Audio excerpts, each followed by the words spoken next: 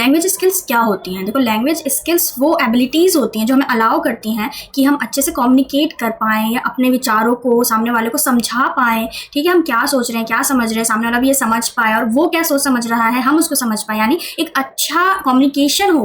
और कम्युनिकेशन कैसे होता है? लैंग्वेज से, राइट? हम किसी लैंग्वेज का यूज़ करते हैं, तो एक लैंग्वेज का अच्छे से यूज़ करना, यानी कि उसके सभी स्किल्स को जानना कि कब बोलना है, कैसे बोलना है, कहाँ पॉज लेना है, कहाँ कौन से वर्ड्स का, वोकैबुलरी का यूज़ करना है और कैसे समझाना है सामने वाले को, वो सब होते हैं। तो लैंग्वेज स्किल्स यही होते हैं कि वो स्किल्स यानी कि वो एबिलिटीज़, मतलब वो चीज़ हम कर सकते हैं, राइट? कि हम कम्युनिकेशन अच्छे से कर पा रहे हैं उन सब चीज़ों को सीख के। जैसे मैंने बताया आपको, अच्छे से हमने ग्रामर सीख ली, ठीक है? तो हमें पता है ना कहाँ हमें था लगाना है, कहाँ है, होगा, ये सब, राइट? इस लगाना है, वाज लगाना, विल लगाना है, मॉडल्स का यूज़ करना है, ये सब हमको पता चल पाएगा। तो अगर हम अच्छे से सीख पाएंगे इन स्किल्स को, जो भी है कि हम अच्छे से सुने और समझाएं, सामने वाले को अच्छे से बोलें, ठीक है? ये सारी स्किल्स हैं।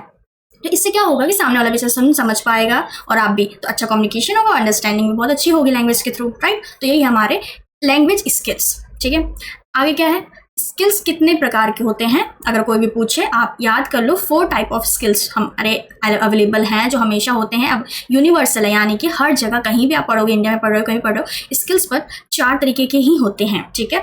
शॉर्ट फॉर्म क्या है? इन सभी जो वर्ड्स हैं इनका फर्स्ट अगर लेटर हम लें तो LSRW, ठीक है? तो ये एक शॉर्ट फॉर्म है याद करने का, लिसनिंग, स्पीकिंग, रीडिंग, राइटिंग, कि आप अच्छे से सुन रहे हो चीज़ों को, ठीक है? अच्छे से बोल रहे हो, अच्छे से पढ़ पा रहे हो, अच्छे से लिख पा रहे हो, तो कम्युनिकेशन इन्हीं तरीके से हो रहा है, राइट?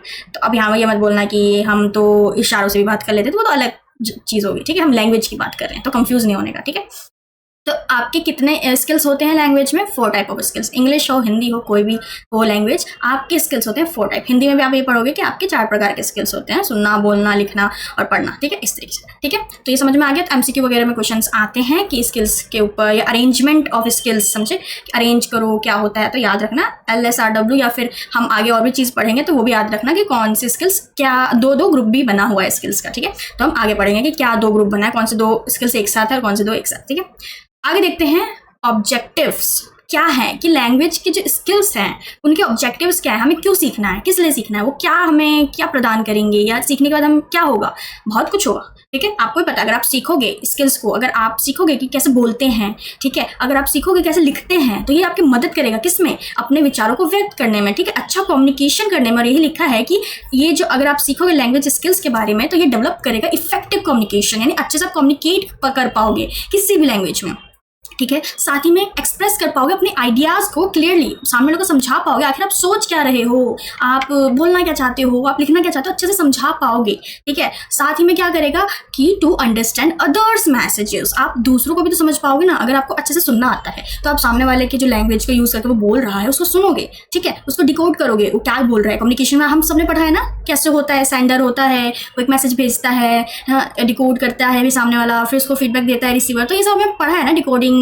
वगैरह। तो यही सब है कि आप अच्छे से समझ भी तो पाओगे सामने वाले को। तो ये ऑब्जेक्टिव्स हैं, आप अपनी तरीके से भी लिख सकते हो और भी इसमें ऐड ऑन कर सकते हो, ठीक है? ये आइडिया की तरह दिया है मैंने कि ये सबको अच्छे से एक्सप्लेन करके लिख देना अगर आपको लिखना हो तो, ठीक है? एवरी क्वेश्चन आए पेपर में तो, ठीक है? साथ ही में क्या कर सकता है, to participate in discussions confidently. अगर आपको लैंग्वेज पे अच्छी कमांड है या फिर अच्छे से आपको समझ आती है लैंग्वेज, तो कोई भी डिबेट हो, कोई डिस्कशन हो, ठीक है, कोई भी बातचीत हो, वहाँ पे आप क्या अच्छे से कॉन्फिडेंटली, ठीक है, अच्छे से एकदम बिल्कुल आत्मविश्वास के साथ आप अपनी जो विचार व्यक्त कर पाओगे, उस जगह पार्टिसिपेट कर पाओगे, ठीक है? तो ये बहुत अच्छा है लैंग्वेज स्किल्स सीखना सभी का। और हम इसीलिए प्राइमरी बच्चों को, यानी प्राइमरी क्लास के बच्चों को सिखाते हैं, क्योंकि हम बड़े होगे थोड़ी ना, बड़े होगे तो हमें बहुत कुछ सीखना होता है, तो बचपन से सिखाएंगे तभी तो वो अच्छे से कम्युनिकेट कर पाएंगे, राइट? तो ये हमारे ऑब्जेक्टिव्स हुए, ठीक है? गॉट इट, समझ में आ गया? और आगे अब हम बहुत इंपॉर्टेंट टॉपिक पढ़ेंगे, ध्यान से सुनना समझना, ठीक है? देखो क्या है, टाइप्स, यानी कि इसमें ना 2 ग्रुप बने हैं, जैसे मैंने आपको पहले भी बताया था कि ग्रुप्स बने हुए हैं कि ये जो लैंग्वेज स्किल है ये क्या किस ग्रुप में अगर हमें डालना हो कि ये चारों स्किल्स में कुछ कॉमन हो, तो हमने इसी तरह यहाँ पे पढ़ा है कि ये ना 2 के ग्रुप में कॉमन चीज़ प्रेजेंट करते हैं, यानी कि जो लिसनिंग और रीडिंग है, इसमें ये क्या है, ये रिसेप्टिव स्किल है, यानी इसमें हम चुपचाप बस या तो हम सुन रहे हैं, ठीक है, सुन रहे हैं, समझ रहे हैं अच्छा कि सामने क्या बोल रहा है, ठीक है? ज़्यादा हम वो नहीं कर रहे कि ज़्यादा हमारे हाथ पैर नहीं हिल रही है वो, ठीक है? रीडिंग में क्या है, हम चुपचाप, जैसे है ना, बुक ले ली हमने, चुपचाप बैठे बुक की तरफ देख रहे हैं और क्या कर रहे हैं, मन में रीड कर रहे हैं, तो ये भी रिसेप्टिव हो गया ना। हम कोई एक्सरसाइज तो नहीं कर रहे हैं ना, कोई भी माउथ की एक्सरसाइज या हैंड से कुछ एक्सरसाइज नहीं कर रहे ना।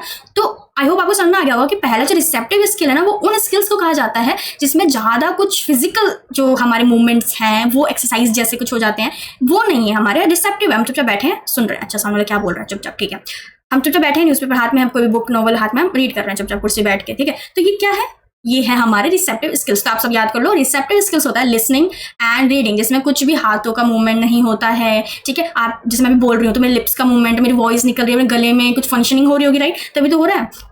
तो ये नहीं हो रहा। वैसे ही इसका अपोजिट होता है प्रोडक्टिव स्किल्स। देखो प्रोडक्टिव नाम से ही पता चल रहा है, यानी कि कुछ प्रोड्यूस हो रहा है, यानी कि अभी मैं बोल रही हूँ तो मेरी वॉइस, मेरी गले में कुछ फंक्शनिंग हो रही है, जहाँ से हमारे एक वॉइस प्रोड्यूस हो रही है। आपने पढ़ा होगा कि वहाँ पे फंक्शनिंग होती है, अगर वो जो वोकल कोड है हमारा उसमें कुछ प्रॉब्लम है फंक्शनिंग में, तो वॉइस ही प्रोड्यूस नहीं होती है, ठीक है। तो इसका मतलब कोई वॉइस हमारी प्रोड्यूस हो रही है, तो वहाँ पे प्रोडक्शन हो रहा है, तब जाके मैं बोल पा रही हूँ, आवाज़ निकल पा रही है और मैं अपने विचारों को व्यक्त कर पा रही हूँ स्किल्स के माध्यम से। तो ये क्या है, स्पीकिंग, ठीक है। और साथ ही में अगर मुझे कुछ लिखना है, मैंने टाइपिंग करके ये स्लाइड बनाई है, कहीं से भी मैंने कंटेंट लिया है, बुक से लिया है, कुछ गूगल किया है, ठीक है। तो ये कहाँ से हुआ, ये हमारे टाइपिंग से मैंने ये बनाया पूरी स्लाइड्स। इसमें कौन से कलर जाएंगे, क्या कौन सी थीम मुझे लेनी है, या कौन से इसके पीपीटी की स्टाइल कैसी होगी, ये सब कुछ मैंने खुद किया है अपने हाथों से। तो क्या राइटिंग के थ्रू किया है।